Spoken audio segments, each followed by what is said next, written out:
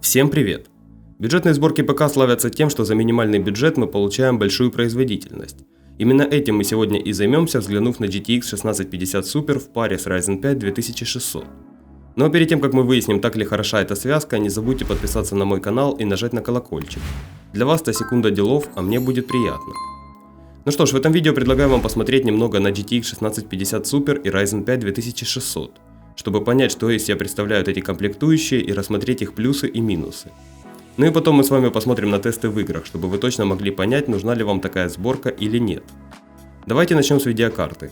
GTX 1650 Super – это самая бюджетная видеокарта компании Nvidia, которая получила память GDDR6. Из плюсов этой видеокарты можно отметить ее цену и очень холодный чип. 1650 Super – это именно та видеокарта, которую действительно можно брать с одним кулером и не париться о температуре. А мало того, что цена на нее и так небольшая, так еще и самая бюджетная версия с одним кулером придает этой карте еще большую экономию. Найти ее сейчас можно за 13 тысяч рублей, и если не смотреть на БУ видеокарты, то это весьма отличная цена за новое железо. Ну а к минусам я бы отнес малый объем видеопамяти. На ее борту находится всего 4 гигабайта памяти. Не сказал бы, что это сильно мало, но игры уже явно хотят большего объема на ультра настройках. С видеокартой вроде как разобрались, какой-то крутой производительности от нее ждать не стоит, но за свои деньги она очень хороший вариант. Теперь хочется немного поговорить о процессоре. Ryzen 5 2600 очень сильный процессор для бюджетного гейминга, и в пару к нему можно ставить даже самые топовые видеокарты. Однако его цена и возможность собраться на дешевой материнской плате делают его идеальным для бюджетной сборки. Преимущество такой связки в том, что мы получаем неплохую видеокарту 1650 Super уже сейчас, а в будущем у нас остается запас под апгрейд, так как еще больше сэкономить на процессоре смысла попросту нету. Поэтому именно Ryzen 5 2600 является минимальным игровым уровнем, по крайней мере пока. Ну а теперь давайте взглянем, на что способна видеокарта GTX 1650 Super в паре с Ryzen 5 2600.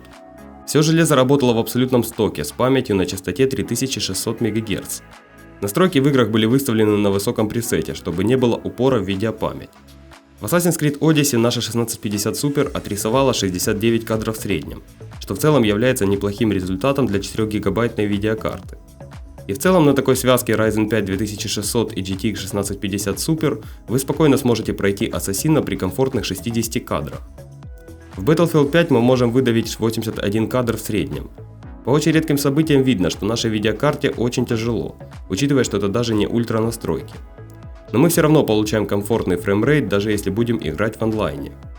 В целом это и есть главное, что требуется от дешевой сборки ПК. Это играбельный FPS. В PUBG на средних настройках можно порадоваться отличному показателю выше 100 FPS. Однако более высокие текстуры нам не дает поставить уже видеокарта.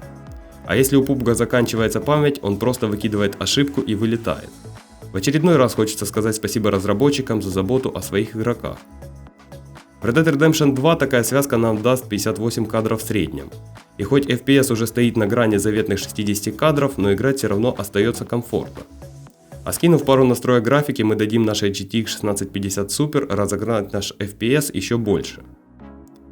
Ну и в третьем Ведьмаке мы получаем стабильные 72 кадра в среднем. В целом я считаю это достаточно неплохим результатом для самой бюджетной видеокарты. Если вы собираете ПК для онлайн игр, то вам спокойно хватит связки GTX 1650 Super с Ryzen 5 2600, так как многие онлайн проекты вообще рассчитаны больше на нагрузку процессора. Например, в Apex Legends большая часть кадров упирается именно в процессор, а в такой связке он у нас и является очень сильным местом. Да и мало кто играет в онлайн игры на ультрах, в основном гораздо комфортнее играть на минималках, чтобы лучше чувствовать игру. Что касается крупных одиночных проектов, то 1650 Super и с ними справляется. Однако какого-то запаса по производительности у нее нет, а Next Gen игры уже на подходе, и как изменится графика и требования, пока можно только гадать. Но на ближайшие пару лет можно смело брать GTX 1650 Super. По крайней мере пройти игры вы сможете все, но от высоких настроек графики в будущем придется, наверное, отказаться. В общем, вот так выглядит бюджетная сборка ПК в 2020 году. И это смесь Ryzen 5 2600 и GTX 1650 Super. А вы напишите в комментариях, как вы относитесь к видеокарте GTX 1650 Super. Взяли бы вы себе такую видюху? Кстати, у меня на канале вы можете найти идеальную сборку ПК за 40 тысяч рублей на базе этого процессора. Ссылка на ролик сейчас всплывет вверху. Также, если вам нужна помощь в сборке компьютера, можете написать мне в мою группу ВКонтакте. Постараюсь помочь вам, чем смогу. Спасибо всем, кто ставит лайки и подписывается на мой канал. До скорых встреч, друзья!